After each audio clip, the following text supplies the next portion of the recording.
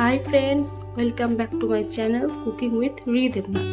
আজ আমি তোমাদের জন্য এমন একটা রেসিপি নিয়ে এসেছি যেটা ছোট থেকে বড় সবারই খুব প্রিয়। সেটা হচ্ছে ভেজিটেবল চপ। তার জন্য দেখো আমি এখানে দুটো বিট নিয়েছি কয়েকটা গাজর, 3টে আলু আর কয়েকটা কাঁচা লঙ্কা। এবার সমস্ত উপকরণ আমি খুব ভালোভাবে খোসা ছাড়িয়ে নেব। তো দেখো তার জন্য প্রথমে আমি একটা গাজরকে নিয়ে নেব এবং এর খোসাগুলো ছাড়িয়ে নেব। আমার ভিডিওটা তোমাদের যদি একটু ভালো লাগে তাহলে বন্ধুরা অবশ্যই একটা লাইক দিও আর চ্যানেলটা সাবস্ক্রাইব করে রেখো এরকম ধরনের আরও ভিডিও দেখার জন্য। আর হ্যাঁ বন্ধুরা, লাইক বা সাবস্ক্রাইব করার জন্য কোনো রকম টাকা কিন্তু লাগে না। তো দেখো বন্ধুরা, এবার আমি একইভাবে বিটের খোসাটাও ছাড়িয়ে নেব। আর সমস্ত যে সবজিগুলো আমি নিয়েছি সবারই খোসা ছাড়িয়ে আমি এখানে ধুয়ে নিয়েছি। আর আলুগুলো এখানে ছোট ছোট গোল করে পাতলা পাতলা করে আমি কেটে নিয়েছি। এবার আমি একটা কড়াইতে কিছুটা জল দিয়ে দেব। এবার এর মধ্যে দিয়ে দেব সেই পাতলা করে কেটে রাখা আলু দিয়ে ঢাকা দিয়ে এগুলো সিদ্ধ করতে দেব। আলুগুলো যতক্ষণ সিদ্ধ হবে চলো ততক্ষণ আমরা এখানে গাজর আর বিটগুলো গ্রেট করে নেব। তো দেখো বন্ধুরা, আমি এরকম একটা গ্রেটারের সাহায্যে সরু সরু করে গাজরটা গ্রেট করে নিলাম।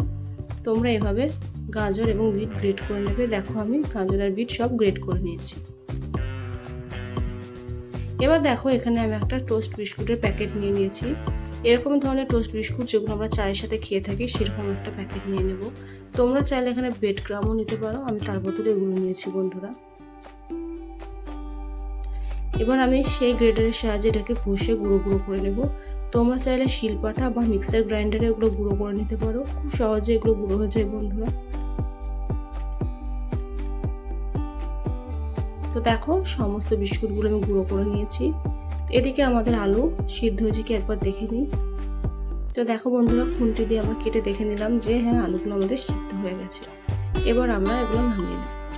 এবার ওই কড়াইটা গরম করে আমি এর মধ্যে 2 মুঠো বাদাম দিয়ে ভালো করে ভেজে নেব। বাদামগুলো কালো কালো হয়ে গেলে আর গাগুলো যখন ফাটা ফাটা হয়ে যাবে তখন বুঝতে হবে যে বাদামগুলো আমাদের ভাজা হয়ে গেছে। বাদামগুলো নামিয়ে আমি ঠান্ডা করে খোসা ছাড়িয়ে নেব।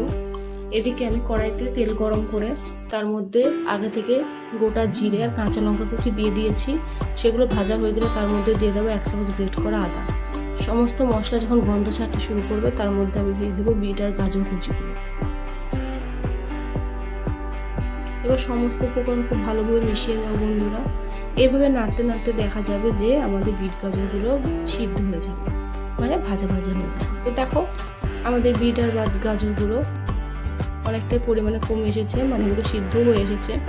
এবার আমরা এর মধ্যে দিয়ে দেবো আগে থেকে সিদ্ধ করা সেই আলু আর পরিমাণ মতো নুন। এবার সমস্ত কিছু একসাথে আমরা মিশিয়ে নেব। তোমরা চাইলে আলুগুলোকে আগে ম্যাশ করে তারপরেও দিতে পারো বন্ধুরা, তাহলে আরও ভালো সুবিধা হবে। এবার আমি এর মধ্যে দিয়ে দেবো সেই ভেজে রাখা বাদামগুলো। আবার সমস্ত কিছু উপকরণ ভালোভাবে মিশিয়ে এগুলো একেবারে শুকনো শুকনো করে ফেলবো, একটা ডোয়ের মতো। তো দেখো বন্ধুরা, তোমরা দেখে নিশ্চয়ই বুঝতে পারছো যে এর ভিতরে সেরকম আর কোনো রস নেই। সমস্ত রস আমি শুকিয়ে একদম একটা ডোয়ের মতো করে ফেলেছি।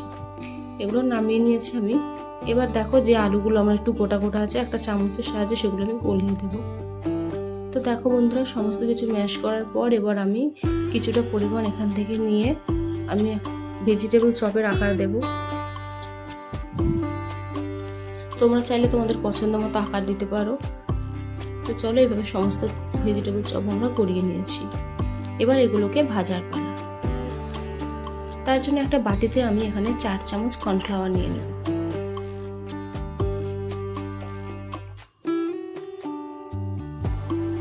আর নেব পরিমাণ মতো নুন। এবার সামান্য জল দিয়ে একটা ব্যাটারের মতন তৈরি করে নেব।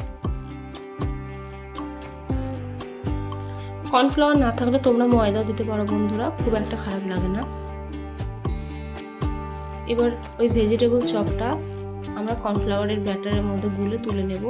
এবার যে বিস্কুটের গুঁড়োগুলো করে রেখেছিলাম তার মধ্যে দিয়ে উপর থেকে একটা চামচে করে আমি বিস্কুটের গুঁড়োগুলো ভালো করে ওই ভেজিটেবল চপের গায়ে লাগিয়ে নেব।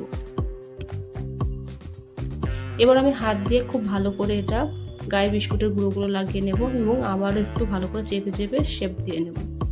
এখানে দেখো বন্ধুরা, আমার 6টা ভেজিটেবল চপ গড়ানো হয়ে গেছে। আমি এগুলোকে এবার ভেজে নেব এবং এগুলো ভাজতে ভাজতে বাকিগুলো গড়িয়ে নেব। কড়াই আমি সর্ষের তেল গরম করে একে একে এগুলো ছেড়ে দেবো। তোমরা চাইলে এখানে সাদা তেলও ব্যবহার করতে পারো। এবার খুব সাবধানে এগুলোকে উল্টে দিতে হবে যাতে ভেঙে না যায়। বেশি উল্টোপাল্টা করলে এগুলো ভেঙে যেতে পারে বন্ধুরা। এইভাবে উল্টে পাল্টে আমি লাল লাল করে এগুলোকে ভেজে নেব। ভিডিওতে তোমরা দেখতে পাচ্ছ বন্ধুরা, আমি খুবই আস্তে আস্তে এগুলো উল্টে দিচ্ছি যাতে কোনোভাবে এগুলো ভেঙে না যায়। তো দেখো আমার সমস্ত চপ ভাজা হয়ে গেছে। এবার আমি এটাকে তুলে নেব। এভাবে আমি বাকিগুলো ভেজে নেব। ভিডিওটা কেমন লাগলো অবশ্যই আমাকে কমেন্ট করে জানিও বন্ধুরা। আর আমার চ্যানেলের আরও ভিডিও দেখার জন্য অবশ্যই চ্যানেলটা সাবস্ক্রাইব করে রেখো। আবার দেখা হবে নেক্সট ভিডিওয়ে। ততক্ষণ সবাই ভালো থেকো। বাই।